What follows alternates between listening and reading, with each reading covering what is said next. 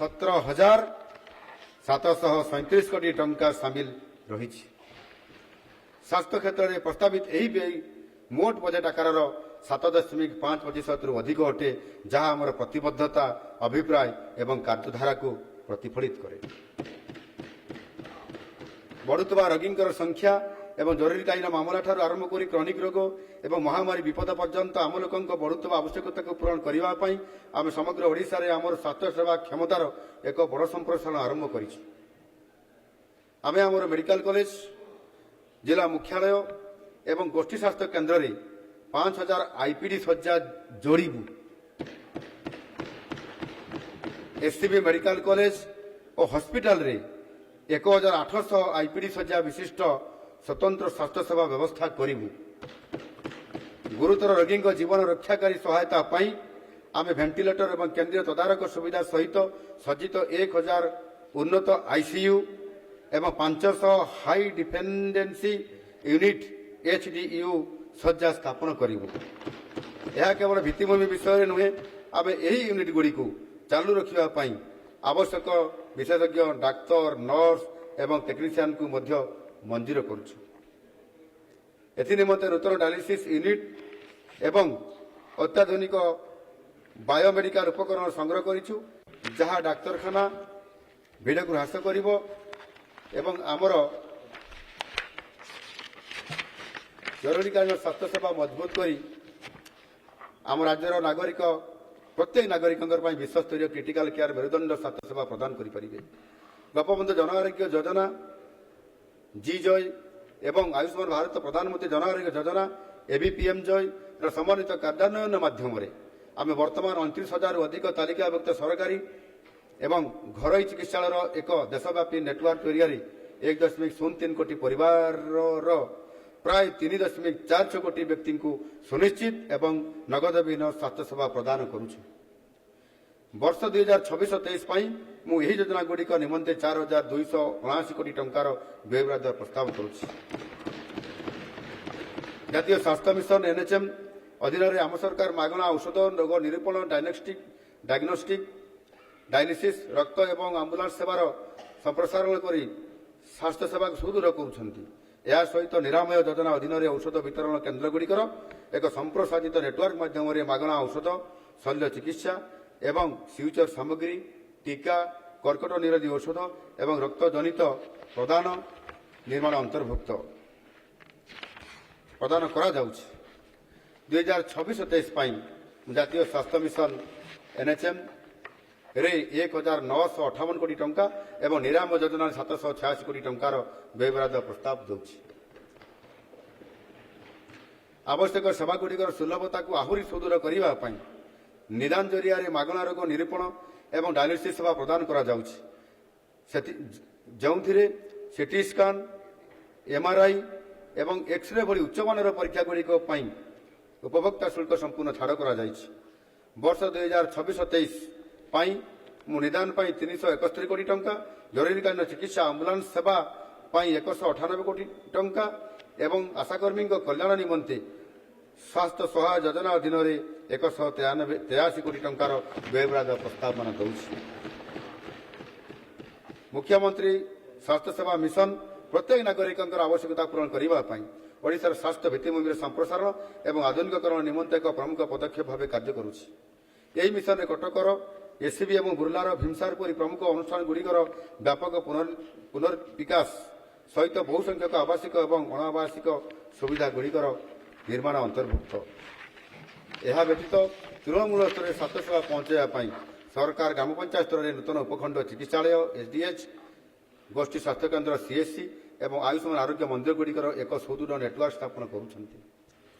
स्वास्थ्य भित्तिभूमि को दिया जाइतिबार रणनैतिक प्राथमिकता को प्रतिफलित करी मु 2026-27 बजेट रे यही मिशन 5,008 कोटी टंकार व्ययबराद प्रस्ताव रखी। 2026-27 बजेट नूतन एवं प्रमुख पदक्षेप गुड़िकर एक अंश स्वरूप आम सरकार समग्र राज्य में तृतीय स्तरीय टर्सियारी स्वास्थ्य भित्तिभूमि विकास व्यापक उन्नतीकरण उपर गुरुत्व आरोप करिसेंती। मु कटकर एससीबी मेडिकल कॉलेज पुनर्विकास 1,000 कोटी टंका एवं ब्रह्मपुर एमकेसीजी मेडिकल कॉलेज तथा बुर्ला भीमसार ପୁନର୍ବିକାଶ ପାଇଁ 600 କୋଟି ଟଙ୍କାର ବ୍ୟୟବରାଦ ପ୍ରସ୍ତାବ କରୁଛି। ଗୁଣାତ୍ମକ ଚିକିତ୍ସା ଶିକ୍ଷାର ସମ୍ପ୍ରସାରଣ ଏବଂ ଆୟୁଷ ବ୍ୟବସ୍ଥାକୁ ସୁଦୃଢ଼ କରିବା ପାଇଁ ମୁଁ ଗଜପତି, ମାଲକାନଗିରି ଏବଂ ରାୟଗଡ଼ାରେ 3ଟି ନୂତନ ଆୟୁର୍ବେଦିକ ମେଡିକାଲ କଲେଜ ଏବଂ ନୟାଗଡ଼ ଏବଂ ନୂଆପଡ଼ାରେ 2ଟି ନୂତନ ହୋମିଓପାଥି ମେଡିକାଲ କଲେଜ ପ୍ରତିଷ୍ଠା ପାଇଁ 140 କୋଟି ଟଙ୍କାର ପ୍ରସ୍ତାବ ରଖିଛି। ଏହା ବ୍ୟତୀତ ପ୍ରାଥମିକ ସ୍ୱାସ୍ଥ୍ୟସେବା ପ୍ରସାରକୁ ସୁଦୃଢ଼ କରିବା ଲାଗି ମୁଁ ସାରା ରାଜ୍ୟରେ 1807ଟି ଅତିରିକ୍ତ ଉପକେନ୍ଦ୍ର ପ୍ରତିଷ୍ଠା ନିମନ୍ତେ 176 କୋଟି ଟଙ୍କାର ପ୍ରସ୍ତାବ ରଖୁଛି। ଏହା ବ୍ୟତୀତ ସ୍ୱତନ୍ତ୍ର ଜରୁରୀକାଳୀନ ଚିକିତ୍ସା ଏବଂ ପୁନର୍ଥଇଥାନ ସେବା ଯୋଗାଇ ଦେବା ପାଇଁ ମୁଁ ପୁରୀ, ବୁର୍ଲା, କୋରାପୁଟ, ବ୍ରହ୍ମପୁର ଏବଂ କ୍ୟାପିଟାଲ ହସ୍ପିଟାଲ ଉତ୍ସର୍ଗୀକୃତ ବର୍ନ ୟୁନିଟ୍ ପ୍ରତିଷ୍ଠା ନିମନ୍ତେ 2026-27 ବଜେଟ୍ରେ 200 କୋଟି ଟଙ୍କାର ବ୍ୟୟବରାଦର ପ୍ରସ୍ତାବ ରଖୁଛି।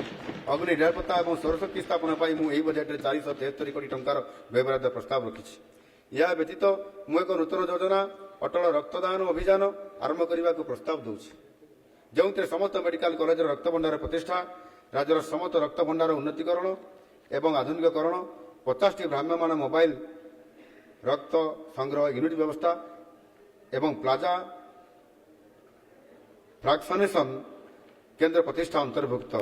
ରକ୍ତ ପ୍ଲାଜମାରେ ଥିବା ଗୁରୁତ୍ୱପୂର୍ଣ୍ଣ ପ୍ରୋଟିନ୍ଗୁଡ଼ିକର ରାଜ୍ୟ ମଧ୍ୟରେ ଉତ୍ପାଦନ ପାଇଁ ପ୍ଲାଜା ଫ୍ରାକ୍ସନେସନ କେନ୍ଦ୍ର ପ୍ରତିଷ୍ଠା କରାଯିବ, ଯଦ୍ୱାରା ଆମଦାନୀ ନିର୍ଭରଶୀଳତା ହ୍ରାସ ପାଇବ, ବଳକା ପ୍ଲାଜାର ସର୍ବୋତ୍ତମ ବିନିଯୋଗ ସୁନିଶ୍ଚିତ ହେବ ଏବଂ ସମଗ୍ର ଓଡ଼ିଶାରେ ଗୁରୁତର ତଥା ଜରୁରୀକାଳୀନ ଚିକିତ୍ସା ସେବା ସୁଦୃଢ଼ ହେବ।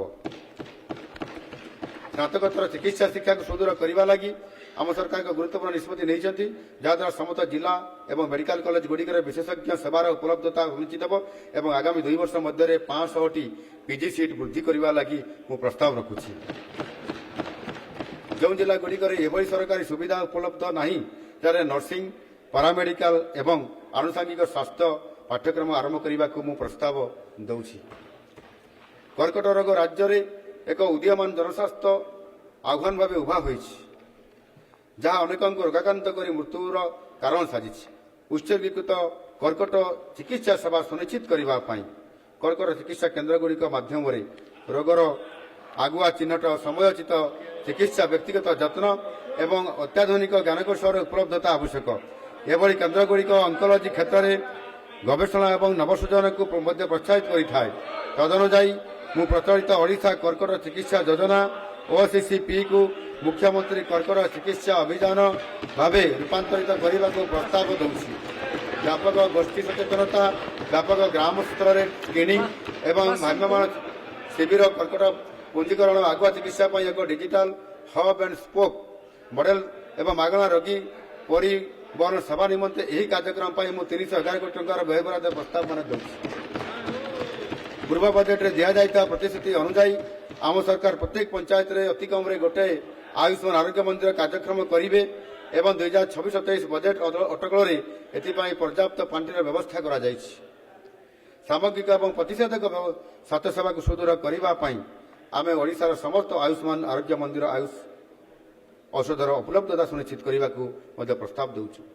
ଏହା ବ୍ୟତୀତ ଶିକ୍ଷା, ଗବେଷଣା ଏବଂ ମାନବ ସମ୍ବଳର ଉପଲବ୍ଧତାକୁ ସୁଦୃଢ଼ କରିବା ପାଇଁ 2027 ସୁଦ୍ଧା ଆୟୁଷ ବ୍ୟବସ୍ଥା ଅଧୀନରେ ସ୍ନାତକ ଏବଂ ସ୍ନାତକୋତ୍ତର ସିଟ୍ ସଂଖ୍ୟା ବୃଦ୍ଧି କରିବାକୁ ମୁଁ ପ୍ରସ୍ତାବ ଦେଉଛି। ଏଥିପାଇଁ 2026-27 ବଜେଟ୍ ଅଟକଳରେ 124 କୋଟି ଟଙ୍କାର ବ୍ୟୟବରାଦ ପାଇଁ ମୁଁ ପ୍ରସ୍ତାବ ଦେଉଛି। ଯୋଗର ପ୍ରସାର ଓ ପ୍ରଭାବ ବଢ଼ାଇବା ଲାଗି ବର୍ତ୍ତମାନ 8ଟି ଯୋଗ ଅଧିବେଶନକୁ ବୃଦ୍ଧି କରି ମାସକୁ 20ଟି ଶିକ୍ଷାମୂଳକ ଅଧିବେଶନ କରିବା ଲାଗି ପ୍ରସ୍ତାବ ଦିଆଯାଇଛି।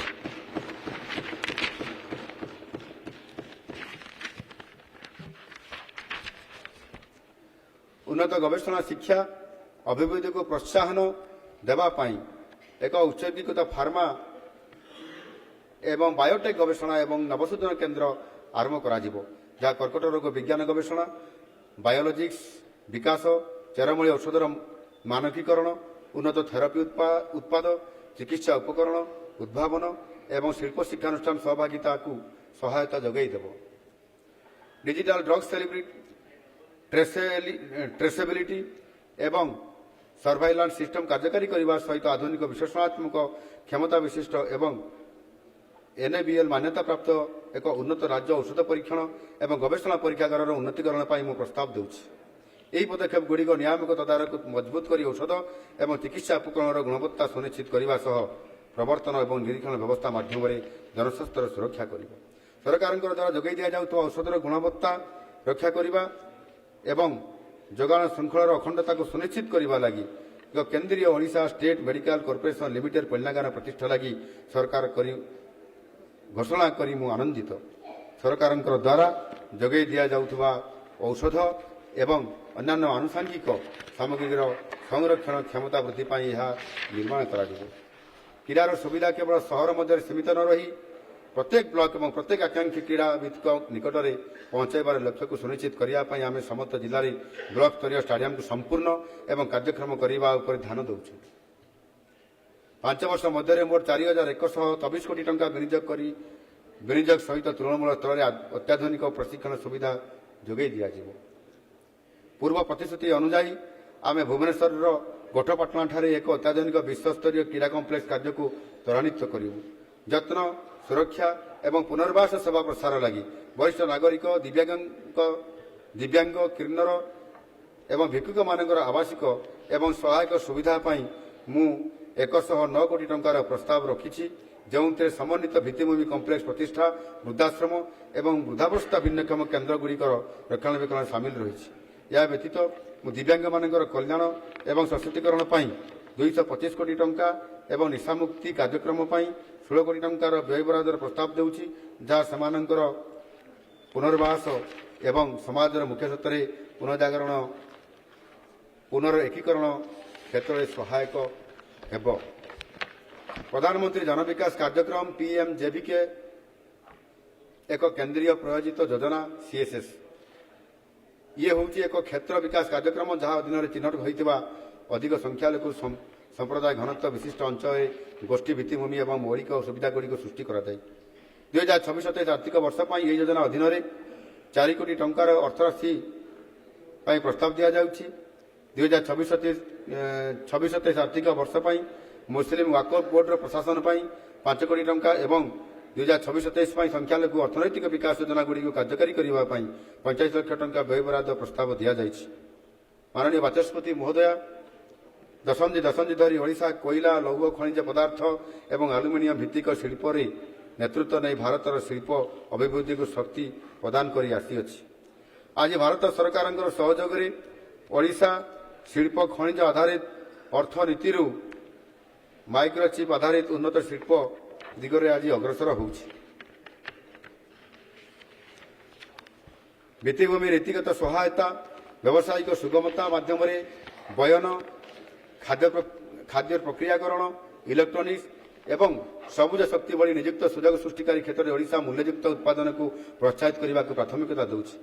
2027 सुधा 10 नियुक्ति सृष्टि करने को राज्य लक्ष्य रखी।